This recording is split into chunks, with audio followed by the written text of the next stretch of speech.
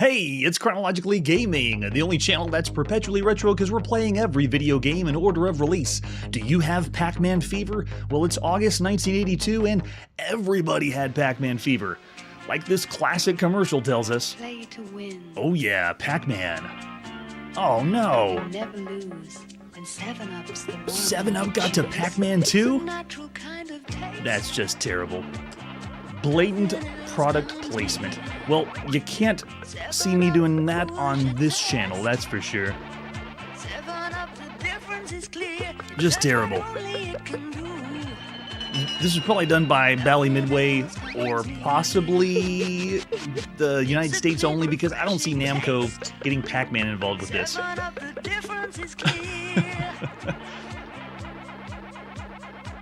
Well, now that we're all charged up, it's time to get back in the games. Our next video game is, after that obvious commercial by Pac-Man, it's time to play some Super Pac-Man. We're going to Japanese arcades for the latest by Namco. Here's the ad-free scene for Super Pac-Man, at least the one they redid when it came to Europe. You can see down on the bottom we have a little bit of German, but it is Super Pac-Man. Look at that. He's got his cape on. He's ready to play some, it pretty much just looks like Pac-Man, the top-down maze game. Yeah, there's the ad you would have seen in Japan with the Japanese in front. Look at all the fruits and food he has to eat. He's got a lot to make up for when you think of all the other Pac-Man games we played so far. Since the origins of Pac-Man, there's been clones and clones on consoles, on computers. There it is on the back of the advertisement flyer showing you how to play. This one allows him to soup up. He gets to be giant Pac-Man. There's 2 pellets in every area, and then you can see you still have the same power pellets that allow you to eat the ghosts like the original Pac-Man. This one's special because it's a return to Namco doing the Pac-Man game. Miss Pac-Man really wasn't officially by Namco. Pac-Man Plus really wasn't official either. Yes. Now I got everyone talking about 7-Up in the chat. Hey, focus. It's time to play Pac-Man, not about 7-Up. There's the cabinet you would have seen in Japan at the time to play some Super Pac-Man. Oh, nice. We even have one of the cords around the side of it. That's really nice. Now, it's almost like they're slapping on the side, hey, it's Pac-Man. Remember Pac-Man? But at this point, it's still really popular. Pac-Man fever still has everybody. There's the arcade control panel. All you need to know is it's the 4-way or joystick like we had in the original Pac-Man, but now we have the super speed button. That's what they've added. So you can go even faster when you're Super Pac-Man. Yeah, so the original one just had the joystick. Now you actually have a button. There's our arcade marquee for Super Pac-Man. He's coming to save the arcades. Like the arcades need help, I guess? There's some cool artwork that we have for Super Pac-Man. And we also have the manual that operators would have had at the time. This is the one that you would have seen in North America, the Bally Midway manual. The one in Japan, since we're not able to read it, I'm going to the Bally Midway. I don't know how Bally Midway is still able to do this, considering they created Miss Pac-Man and Pac-Man Plus without Namco wanting them to do it. Conquer the fruit-filled maze, play Super Pac-Man, and find a super new Pac-Man challenge. Super Pac-Man mazes are made of delectable fruits and goodies rather than white dots, and also contain 4 energy dots, giving Pac-Man the power to chomp down pursuing monsters, and 2 super dots. When Pac-Man needs a super dot, he becomes Super Pac-Man. Now he's 10 times his normal size. Super Pac-Man is totally invincible to monsters and can crash through locked gates as he chomps down rows of fruits. That's right, this is the one with the keys and the gates. Each maze contains several locked gates that must be opened before Pac-Man in regular form can pass through. By eating the correct corresponding keys, our hero is free to pass through the gates and devour the fruits or objects inside. Because of this game, Pac-Man, the original one, we've seen countless variants where it's just about eating, munching, chomping, fruit, food, candy, all over the home computer world. Rack up big bonus points. Every 3rd Super Pac-Man maze is a bonus rack. Super Pac-Man in super form races the clock for Super Pac-Man scores. I think I've said Super and Pac-Man so much that the words have no meaning.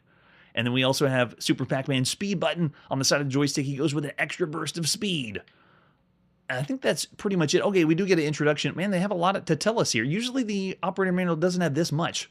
Oh, that's right. We haven't seen that one yet. This is still the highlight as far as the Pac-Man world. There is no Professor Pac-Man so far. Yes, the super word, though, is unique. We haven't seen a ton of games that begin with super, and it's the same game we've seen before. It's a 1 or 2 player game. You do play alternately.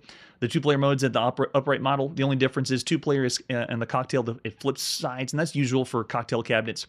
You have complete control of Super Pac-Man. He'll go wherever you tell him to. He just loves to eat all the different maze objects, apples, bananas, donuts, hamburgers. However, he doesn't like the four ghosts, Blinky, Pinky, Inky, and Clyde. They're back. The same names from before. Because the feel of the same about him he does about the maze objects. All the ghosts are very smart ghosts. They move very fast and seem to have a sixth sense, which always lets them know exactly where Super Pac-Man is in the maze. That's true. They did tweak the AI a little bit, but we already had this tweak when we played Miss Pac-Man, but that was kind of the unofficial one.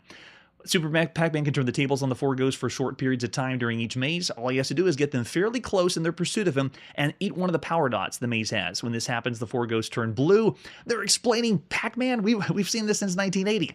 The ghosts stay blue for only a few seconds after Super Pac-Man eats the power dot, but they do give a warning before they turn back to their original colors. Wow, it seems almost like we're going back to 1980, explaining how the game works. And as your skill increases, the four ghosts speed up. Yes, they do speed up. And then bonus players are awarded as you reach certain points. Okay, you get point values for all items eaten, like in Figure 1-1. Major feature is Super Pac-Man. There are two super dots that make you gigantic. Nothing can stop him. He almost sounds like the villain. The object of the game is to have fun. Bally Midway does this on their manuals. And survive as long as possible while constantly improving your skills, eating as many maze objects as you can, and eliminating as many ghosts as possible. As you do this, each following maze will be harder and harder to complete. And there's all the points. Apples, bananas, donuts, hamburgers, and the mystery meat. I can't remember which one that is. And then we have the keys, power dots, and then all the ghosts you get. Point values increase like before. Very cool. So there you go. They actually had a really good introduction for the arcade. I'm surprised. We also have the version in the United States called by Bally Midway. We're going to go to Japan and play the Japanese version, the first one, where Namco gets to come back. Namco made this. Namco published it in North America by Bally Midway. We're in August 1982. Here you go. Oh, so cool. So there's all the artwork we would have seen around the CRT. The attract mode's given us the fruits, yes, and the food. Get to the hamburger if you can, and then you have all the other mystery snacks that Pac-Man eats. Power pellets work the same way. Nice touch. And they have the descriptions on either side like they did in the original Pac-Man. Yeah, right? I don't remember the instructions being that long, but the original Pac-Man was pretty simple. They didn't have that much to say. Here with Super Pac-Man, they have a lot more. So I'm going to get rid of the instructions on the side. We're going to zoom in a little bit of the screen so we can play some real Pac-Man. Oh, wait, what else do we got? We got the cabaret artwork. Oh, so cool. So we have different bezels around the outside. Oh, it's Super Pac-Man. I didn't know he had this much love. That's so nice. All right, we'll stick with this one. Gives us a nice view of the screen and the instructions still over here by my shoulder. That's true. This came after the fact. All right, let's put a coin in. And go. Nice. The opening is the same, but they kind of did a nice little twist to it. The sound effects, though, are the same. Instead of picking up all the dots on the screen, we're picking up food or apples. As you can see here, I'm not picking up any of the power pellets. I want to see how smart the ghosts are as we move around the maze.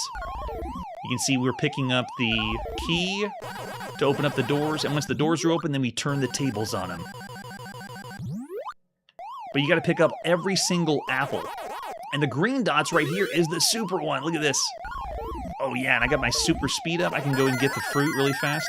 So I can go through gates, through ghosts, and you're trying to get as many of, look at that, as many of the apples as fast as you can before they go away. Oh, nice. You can be Super Pac-Man and eat up the ghosts? So cool. I feel like I have ultimate power. Kind of like when we play shooter games that give us more firepower. This is what it feels like. It's Pac-Man, but we got so much power. So on the next stage now, we have bananas to eat. It is a nice touch.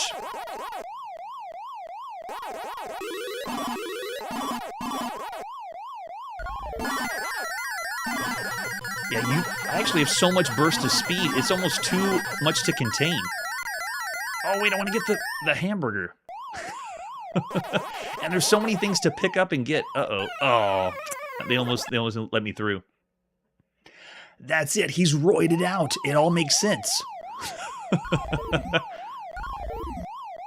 If you've tuned in on the channel, we've seen every single Pac-Man style game variant on every console and every computer game so far. There has been countless. So this right here, it actually feels more true to coming back to its roots a little bit. There's also been all the variations in the arcade too that take the formula of the top-down maze game that Pac-Man inspired, and this one just feels more classic. It feels like I'm just playing another Pac-Man game. So Super Pac-Man isn't as special as the other titles. Like you think of Ladybug and Mousetrap and things like that in the arcades. All right, let's open up this one. Oh, he snuck by. Let's just use this to go to the top and get the rest of the bananas. And then the last pellet up here. Nice. Yeah, it is slightly, I wouldn't say loose to control. It's just ultimate power. And then the cutscenes, I remember the cutscenes were better. Nice sound, music. They got some animation on the eyes. Nice touch. Oh yeah, now we're doing the donuts. And we got the bonus stage. You're just trying to get through as much doors as you can. Pick up the Super Pac-Man. Go, go, go, go, go. Oh, there's no door there, darn. Yeah, you get carried away because you have so much power as Super Pac-Man. So, well, you could say the controls are loose, but it's more of you just have so much speed. It's so fast. Now we're on to the hamburger round. Oh, that one didn't open up that door. Let's try that. There we go. So if that one didn't open, does that mean, there we go. That one will get us through that side. Now, the arcade cabinets all have dip switches in the back that change difficulty. I'm playing on normal difficulty, but the operators would be setting this to different speeds or challenge. So it can get more difficult, but playtesting this and all the Pac-Man games we've been playing, I'm pretty used to the top-down maze game, how it's supposed to work. I'm not picking up the bonus one in the middle right now. We can't go get these guys. Wow. Yeah, in super mode, I can understand that. It's just too fast. Look at that. Especially when you use the super button. I shouldn't have picked it up so quick. Yeah, see right there? Turning left and right was a little wonky. All right, I got one more. It's past this door. Oh, man, that doesn't look good. Yeah, they sped up and got me. Game over. Can we keep going? Yeah, there we go. Nice. That's true. This game doesn't feel as innovative as the other Pac-Man style games or top-down maze games that we have seen. If this came out like at the end of 1980, because if you think of the history, we first saw Pac-Man here on the channel in May of 1980, and then in North America it was Pac-Man in October. And so in Japan, if this came out in like November of 1980, this would be a big deal. But now in 1982, it doesn't seem as big, which is kind of sad when you think of Pac-Man.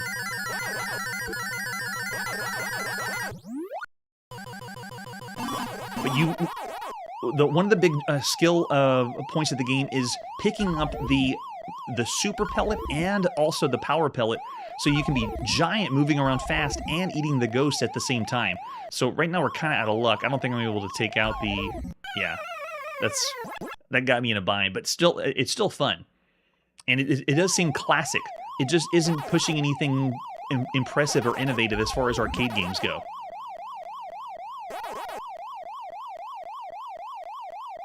All right, we'll keep going down there. And just 3 more to go. Nice. Yeah. I like the Pac-Man skills that you get in the game. So move this one around. I'm going to avoid that one for now and move over on this side. Oh, see, that trapped me in. I got lucky that time. Go ahead and take that one out. And then they have the kind of roulette happening in the center. Or the slot machine. Open up the gates. The gates kind of remind me of the game we played on the Emerson Arcadia Pac-Man style game called Cat Tracks. But in that one, you could control the gate. See, this one, I'm trapped in. And we've already seen the opening and closing or changing of the maze with other Pac-Man games. One of the best ones we've ever seen was called Ghost Hunter on the Atari home computer. On that one, you could change and make your own maze. And you could say the same with KC Munchkin. It allowed you to change and manipulate the walls of your own maze. This one is the arcade game. I wouldn't expect that kind of change in the game, but still, you can see based on everything we've seen so far, Super Pac-Man isn't as super as everything else out there. Back in June 1981, we saw Lock and Chase, which was a really good Pac-Man style game. And then after that, in December 81, we saw Mousetrap. And then later we saw Turpin or Turtles, which wasn't as impressive as those. But then Ladybug was 81. We've already seen that one in the arcades. And then, of course, in January of this year, 1982, we saw Miss Pac-Man in North America, and then Pac-Man Plus in March. Also in March was the Atari official release of Pac-Man on the VCS, and then on the Atari home computer, we saw that in May 1982. And then Blueprint was one of the newer ones we saw in June 1982. But as far as those official, like arcade, big releases, we also had tons and tons of extra Pac-Man kind of games on the home computer and also on the consoles. So as far as Pac-Man Plus, of all the games you could play on the arcade, this one still isn't as impressive as I thought it would be. I actually thought I would be going into this as like, this is so cool, but I wouldn't go anything higher than 3.5 stars. It almost feels like it's still a well done game and plays really well, but it's not pushing as high. I wouldn't go as high as what we played with like Ladybug, 4 stars or 4.5 stars. I'm gonna say 3.5 stars for all the games so far on the arcade. Pac-Man Plus is a good time, really fun. But yeah, oh there you go, Manly. Looks great, plays great. And Victor's going 3.25 stars. If only we could. I still would say 3.5. It still has a good place. The sound effects kind of throw you back to playing a Pac-Man game. And lots of fun still. All right, so after Super Pac-Man, let's see what is next. Where are we going now? After this commercial break. Television. The intelligent home video system. Intellivision turns It's like your we're going TV to the set United into a Kingdom to family play some entertainment Intellivision. center. Television. Man, those tunes are Full of more groovy fun though. And a bigger challenge. Several games we've already seen on the Intellivision. More realistic. See how There the we players go, move. MLB. Listen to the sound effects. If you get the license for it. Their Nope, Intellivision Mom games is for not every enjoying the role video player. games. Space Don't kid games, yourself. sport, battle action, Look at all those games, though, we already have played. games of chance. There's a couple out there we Finest haven't home played video yet game in system this in ad. the world today. The only system designed to keep pace with tomorrow. Before you buy any other video game system, Oh, yeah. be sure. Play Intellivision first. Oh yeah, there's the boxing one. Intellivision. The really good fighting so game. Intelligent, no game plays the same way twice. Play Intellivision. Oh, is that why it's intelligent? Outlets of these No game stores. plays the same way twice. It's now time to go to the Intellivision and play Bomb Squad. Let's check out Bomb Squad. Here's the box. It is the third in the Intellivision voice module, or the voice synthesis cartridge. After we've already seen Space Spartans and B-17 Bomber, here is Bomb Squad. And it displays right on the box. It talks. Yes, this is not to be confused with Bomb Squad that is on the TRS-80 from 1979. This is a totally new game, fresh take. But Bomb Squad is the latest on our Mattel Intellivision. The time bomb is ticking. You have less than an hour to disarm it. Doomsday, you're too late. The bomb explodes, you've lost a city. That's fun. They put on the back the screenshot of the death or the game over. That's cool. You're face to face with ticking disaster. By patching circuits with clumsy hand tools and by guesswork, you struggle to disarm the bomb, save the city. It's a tougher than ever game that talks to you. You play against the clock, 3 skill levels and voices. We have Frank, Boris, and then the Doomsday voice. And they've done like the other Intellivision voice games. They have different sounds or kinds of sounds in there. Let's see the other artwork we have for Bomb Squad. We have the box between the actual scan of the box and then the reconstructed box. Yeah, right. We should compare that to every game now. After we've seen parallax scrolling 4 levels on the ZX81, now every game. Does it have parallax scrolling? There's the overlay we're going to have over our Intellivision controller, hand controller. Look how complicated it is. Bomb Squad is slightly complicated. If you've never seen this one before, this is another staple of the Intellivision. I wouldn't say as much as B-17 Bomber, but there's the cartridge we're going to pop in. And an example of the screenshot. We also have the manual for Bomb Squad.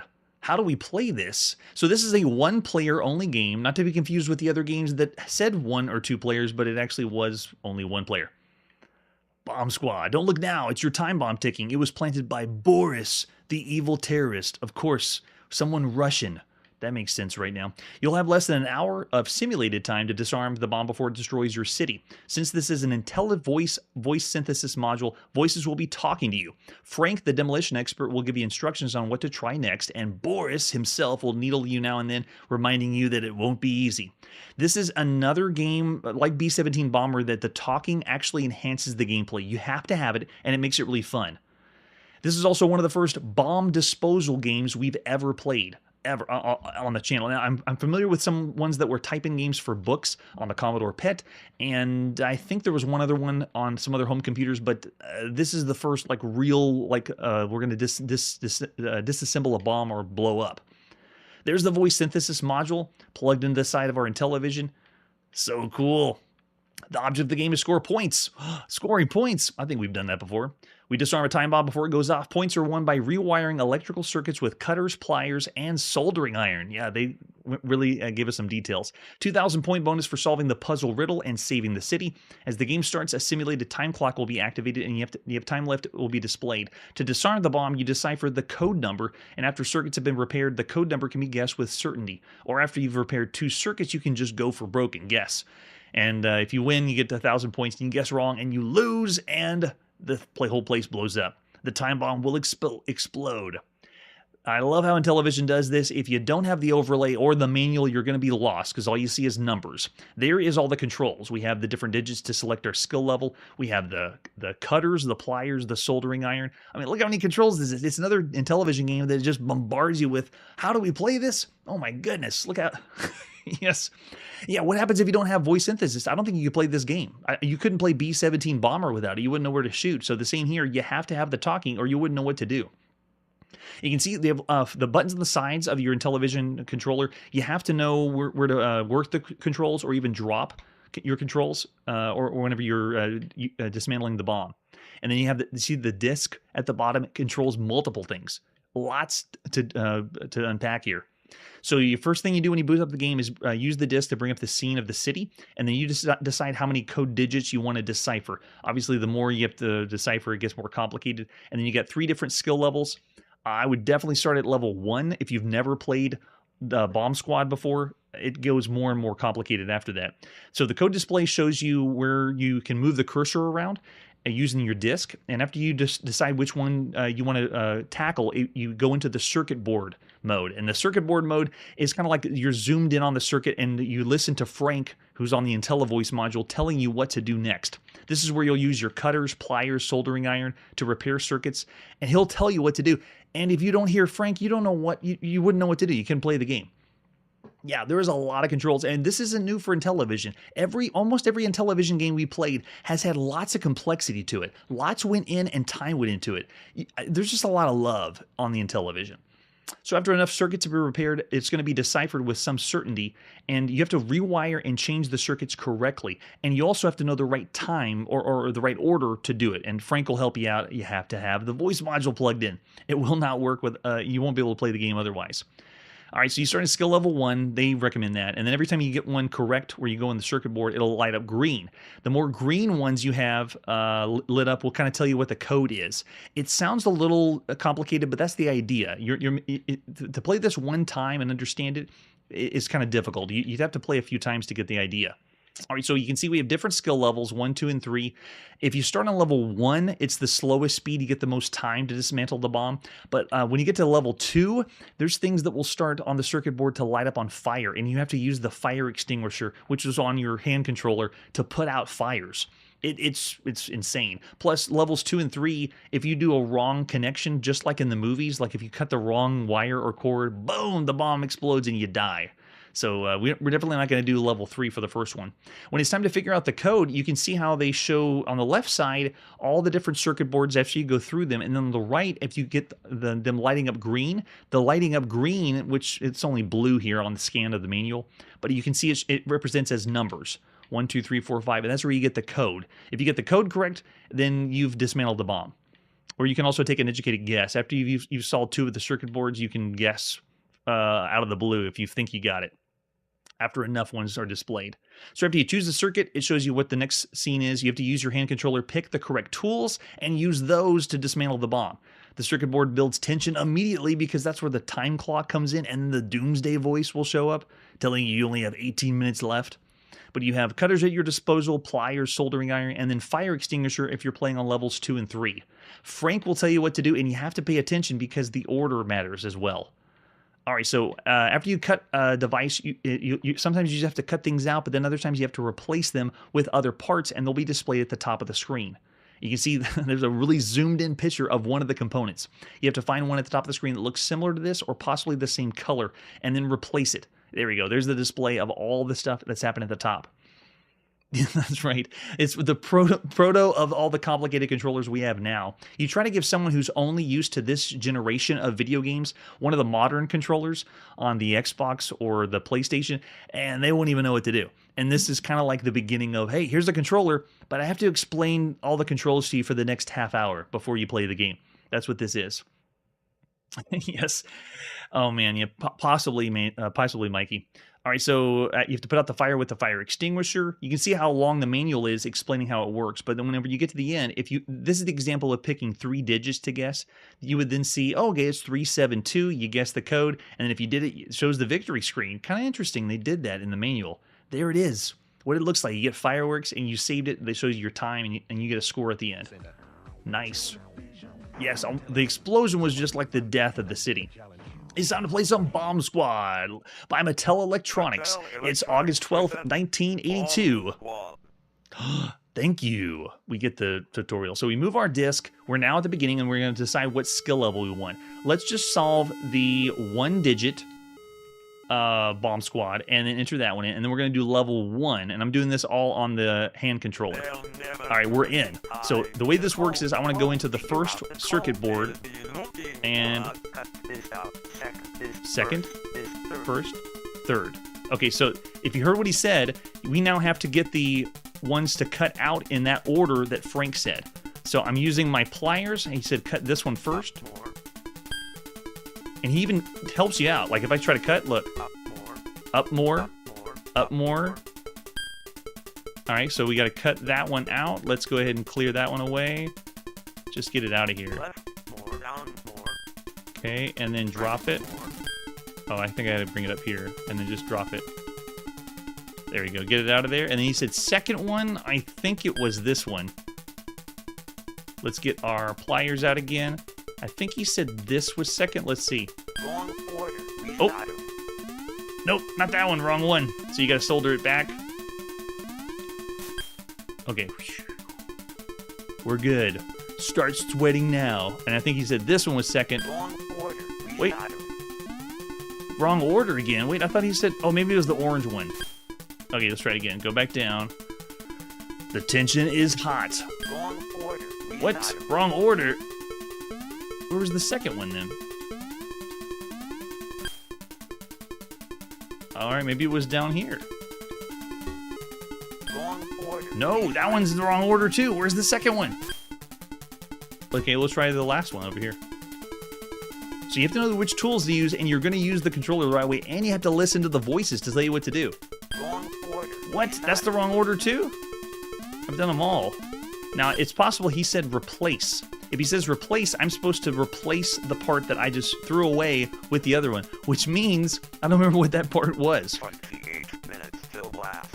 Oh, and there's the Doomsday voice. 28 minutes and in-game minutes. So this means I don't think any of the pieces will work if this one... Wrong order. Yeah, that won't work either. Wrong order.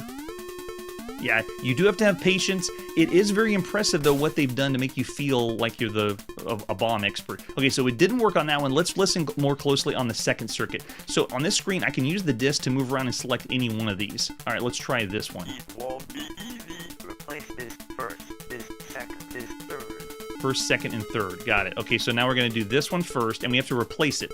So I'm going to cut it out, and then go to the next one, go find that, and we had to replace it with the one that looks... Okay, I see it. Oh, that one over there. So this one here. There we go. And then you put it right back here.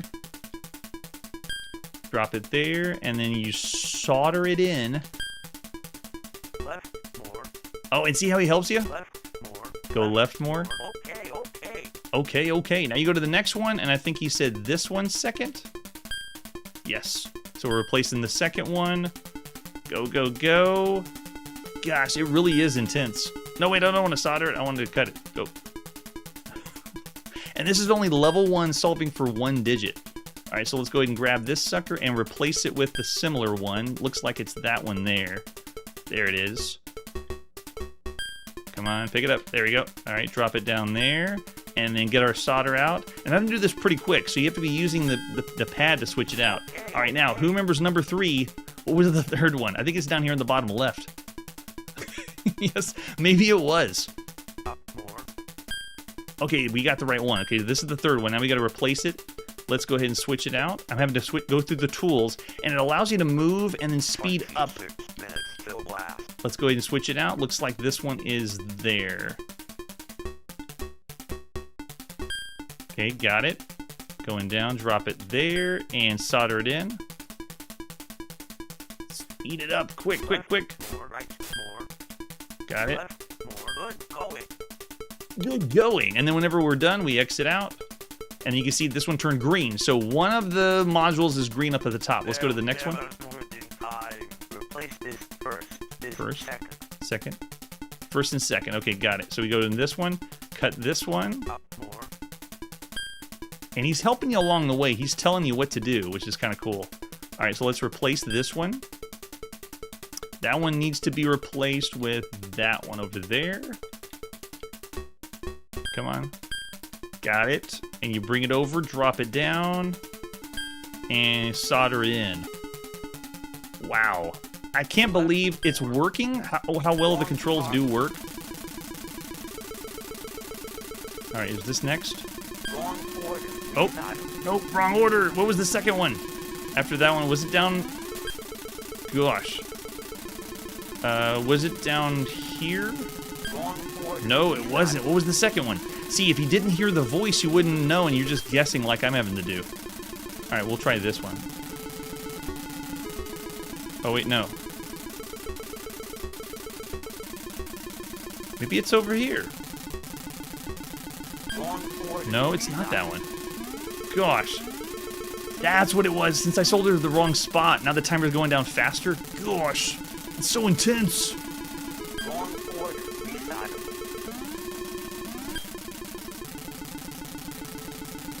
Oh, man. Wrong order. Oh, does this mean I need to go back and resolder the one? 22 minutes till blast. Yeah, it's going way too fast. Oh my gosh. Wrong order. Restart. Oh, it won't let me fix the solder job. Oh no. All right, so wait, that means I get... And if you mess up, then it turns blank and you don't know for sure if this one and this one were gonna light up green or not.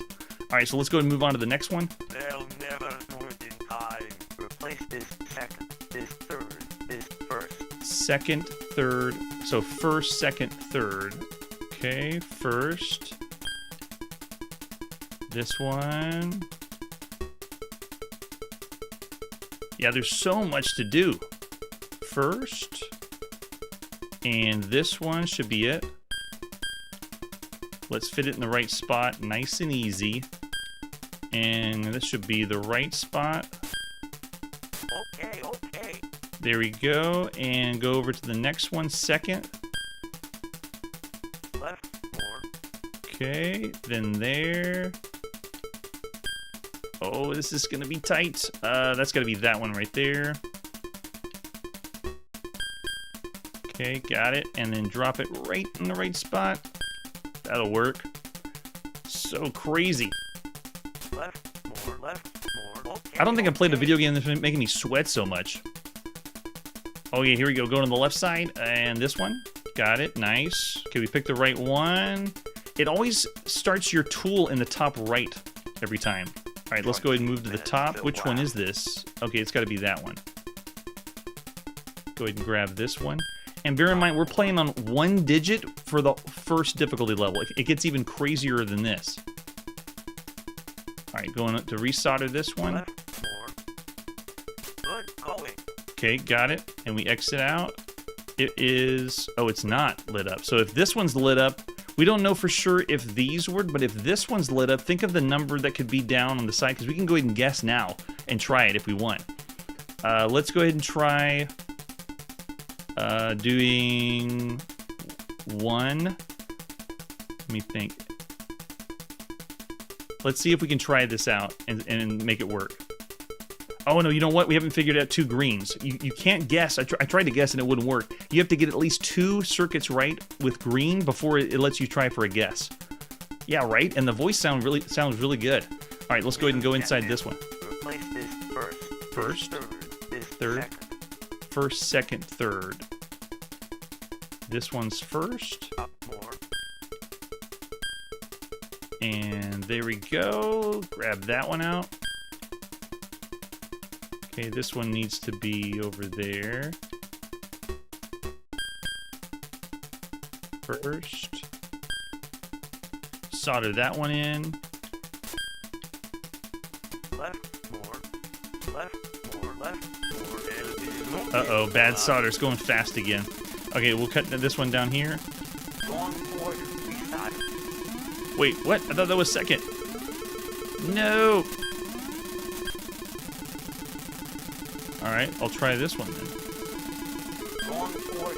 What? Restart. Is it because I did the bad solder job and I dropped it in the wrong spot? Let's see if we can go back and fix it. What? Let's try this one here. Go there.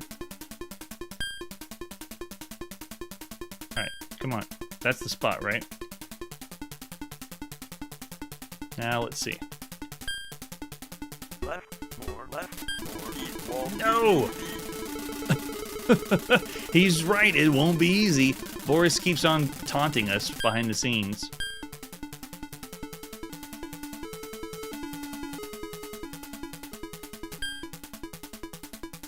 Wrong start. Yeah, wrong part. Oh, so we are supposed to pick a different part at the top for this one. And then after you've done all that with every single circuit board, then you guess, and if you guess correctly, then you save the day. If you don't guess correctly, then it's all over. So there you go, a quick, man, intense little taste of Bomb Squad.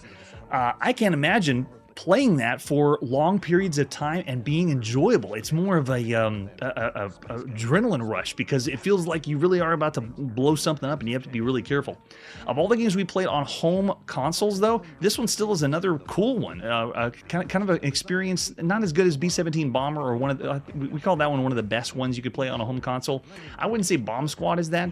The gameplay itself is, as you can see, a little cumbersome and tricky, and it takes a while to get used to. And that would be some of the Intellivision games we played, where it starts off with a lot of instructions, and it takes a while to really get the hang of it. Yeah, you do have to be prepared for sure. Mark's going out 4 stars. Oh, I'm seeing Victor throw a 5 for Bomb Squad. Yeah, it's pretty cool. I'm going to say of all the games we played, it is not one of the best on a home console. But yeah, I'm going to say 3.5 stars of all the games you could play for a home console. Nice job. All right. Man, all right, now I can take a deep breath. Let's see what our next game is.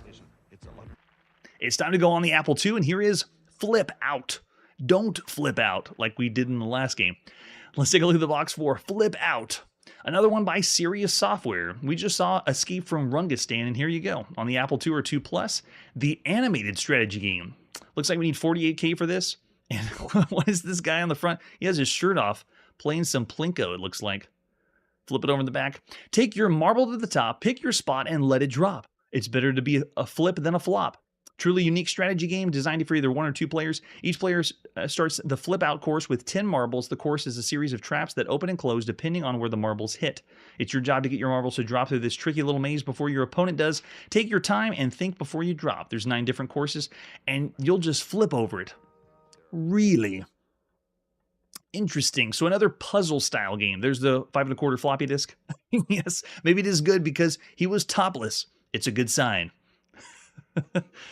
Oh man. All right, so let's pop it and play some Flip Out. This is by Scott Husky, published by Serious Software. We're in the middle of August 1982.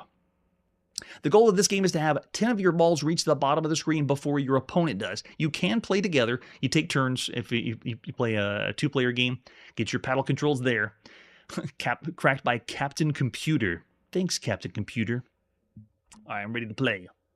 We want to do, these are the different boards, so you have all these different options to play. We'll start with just the first one to give you an idea of how it works, and then we want to play a 1-player game, so I'll play against the computer, and then if we want to do paddles, I do want to play paddles.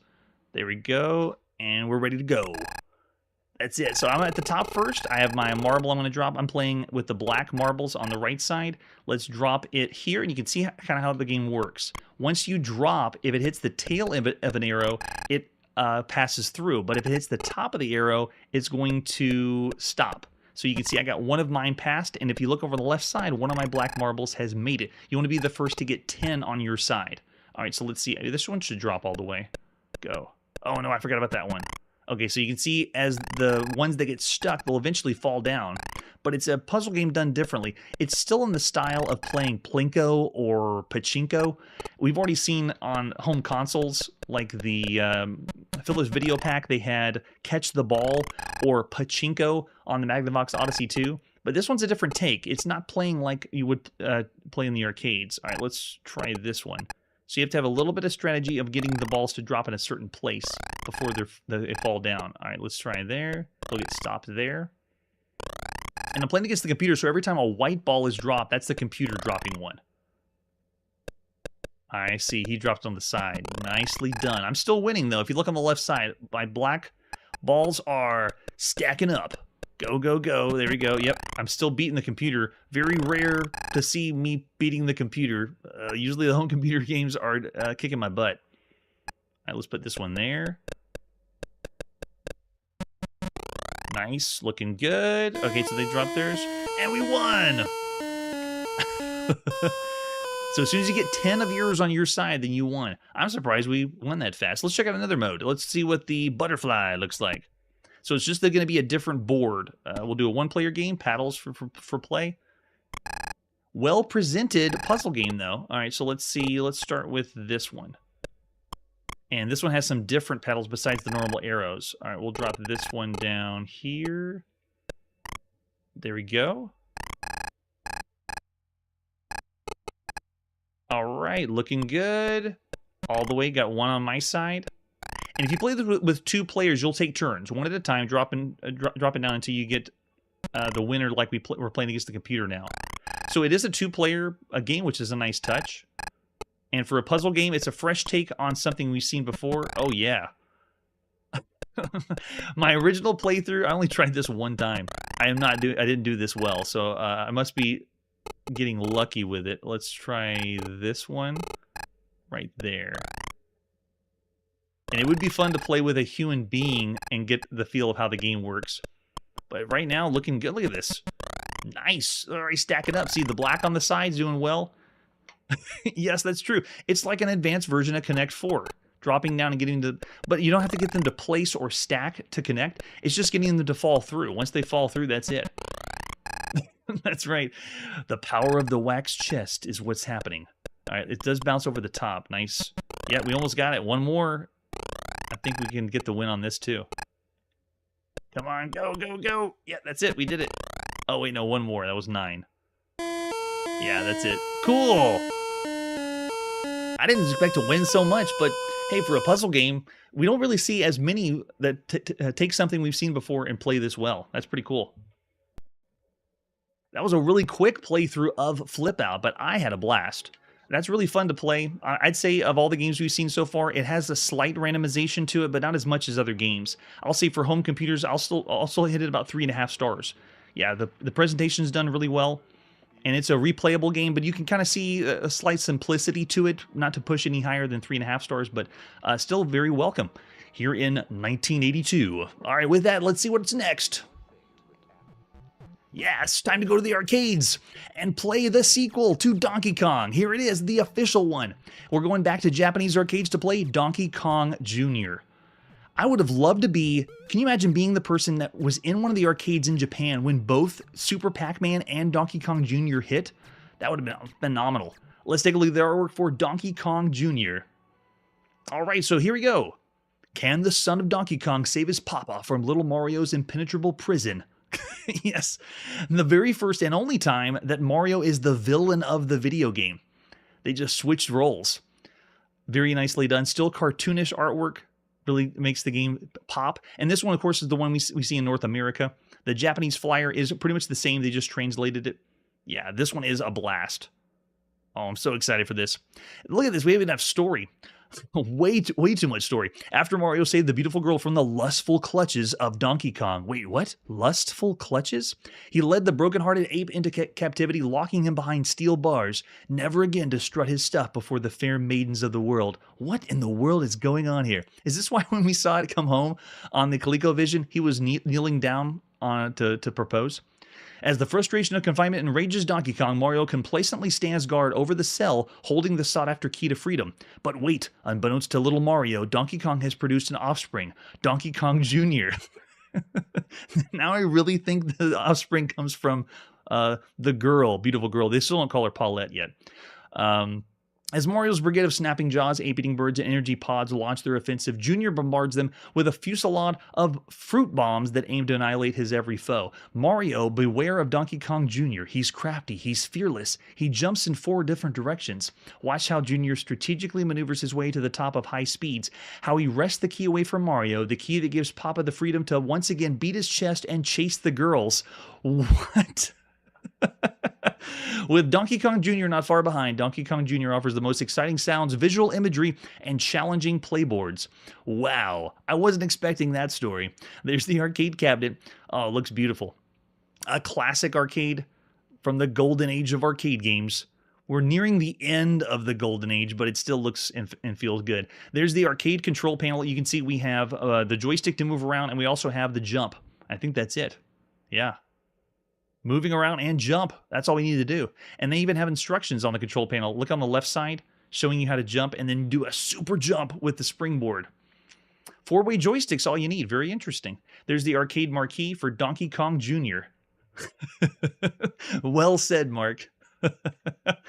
Oh, man. This is awesome. I'm so excited for this one. Donkey Kong was a breath of fresh air when we first played it back in 1981. All right, let's take a look at the manual for Donkey Kong Jr. This one really doesn't have anything. It's mostly technical. Everything we saw on that advertisement flyer is how to play the game or what the story's all about.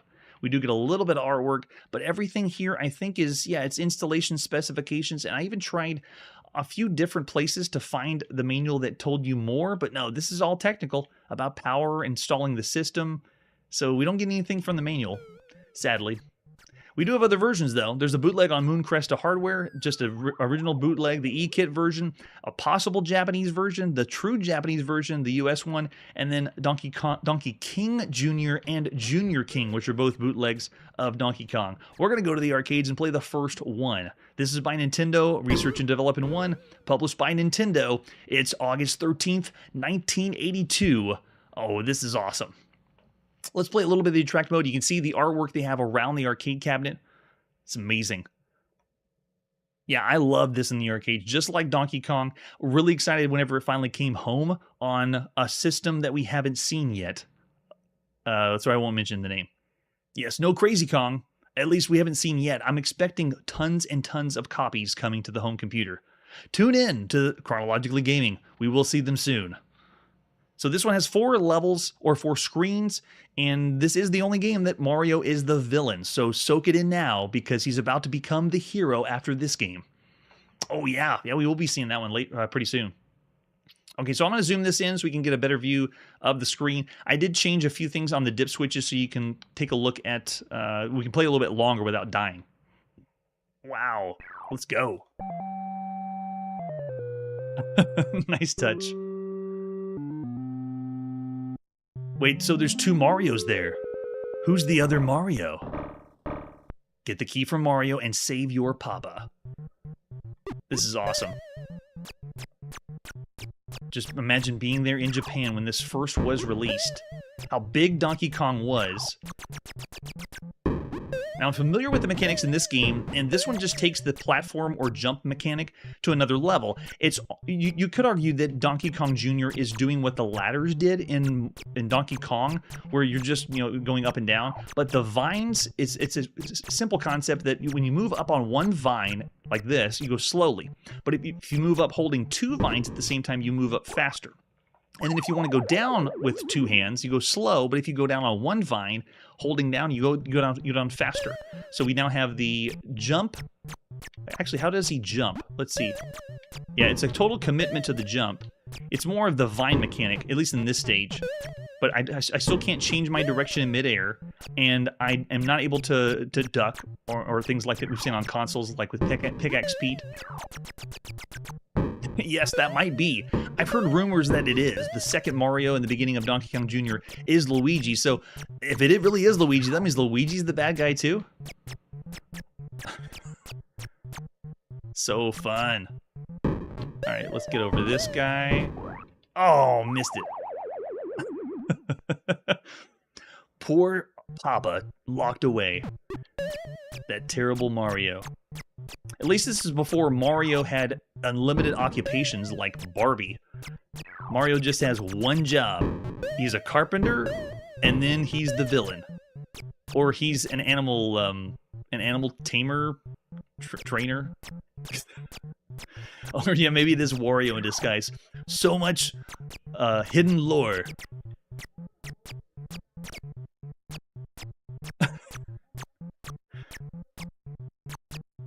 Maybe we should be rooting for Mario. Maybe he isn't really the bad guy.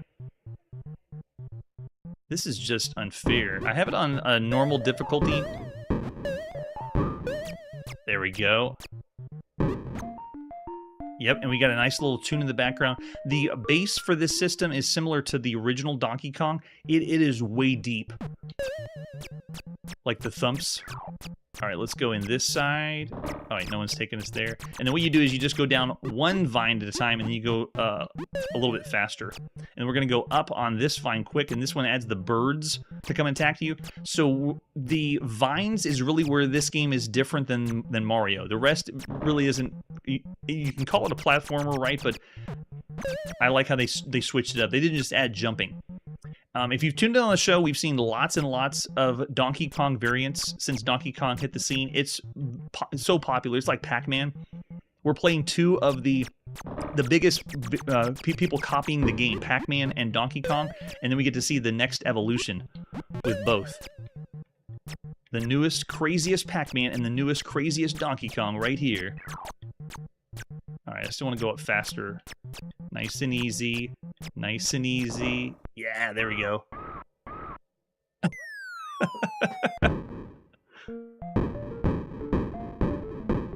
Look at that, Mario's got a whip. Someone must stop him. Oh, there we go. Donkey Kong booted him.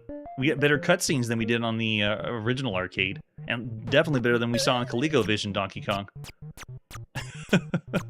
I have not read the advertisement flyer for Donkey Kong Jr. until tonight, so I am very scared what in the world's going on here with Donkey Kong and kidnapping women. Maybe Mario is the true hero. We need to take care of Donkey Kong. Something's wrong. Oh, I didn't get that one there. And I like the dropping of fruit, using the vine to help you out. It's just fresh and different. Of all the copies we've seen, every single game we played so far, the only thing that really has vines would be the Jungle King or Jungle Hunt arcade game.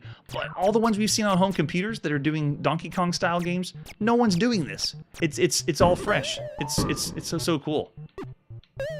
No, I forgot about the clip. Yeah, if you stand on the edge, you can't clip the jump. You have to kind of back up a little bit. We're still doing all right, though.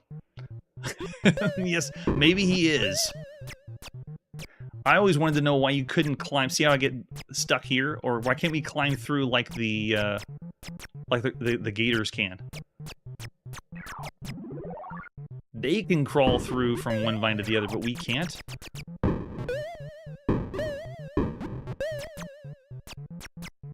And you can see the red. Oh, man, yeah, they're getting pretty tough.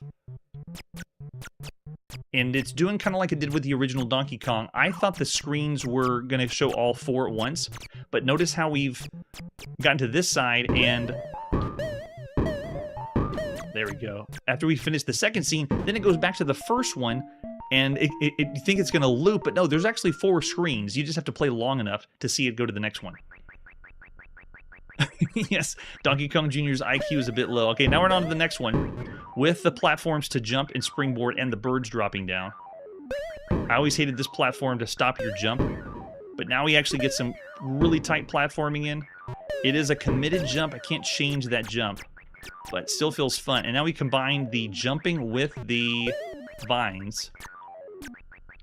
Wait for it. Oh, wait, they're separated. I gotta drop down. Here, sorry.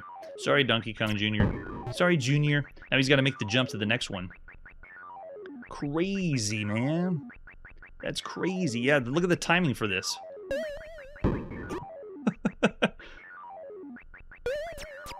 There it is. Got it. All right, now we just gotta get through the birds without anything dropping on us. And they're doing pretty much what the birds did in the last round. But you know, you have to remember which vine allows you to go fast or slow. Oh, he got us to the last second. This feels more fleshed out, like the level is larger, more expansive than the original Donkey Kong. Like, it feels like I'm going on a longer journey to get to the top. Well done, Nintendo. That Nintendo, they're onto something. No! And the fall damage, I forgot about that. If you drop too far, then you die. Mario started this, and we've seen it with lots of platformers on consoles and on home computers. All right, making our way this side. Go for this side. Let's try it again. Nice and easy. Or you know what? I'm just going to climb down. There we go. Now you got to time it to make that jump right. There we go. All right, here we go.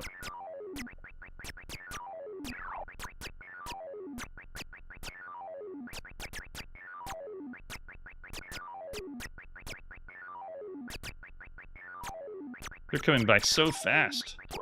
Oh, man. It's so much fun. I love it. Oh, that's true. You can spam to jump on the springboard. I think they explain that in the manual. All right, so there you go. Putting in the high score. They don't let you go down. You have to loop around. And then they have the time to put in. Yes, the top score. And if you begin from where you left off, you'll notice that we don't start on the springboard stage.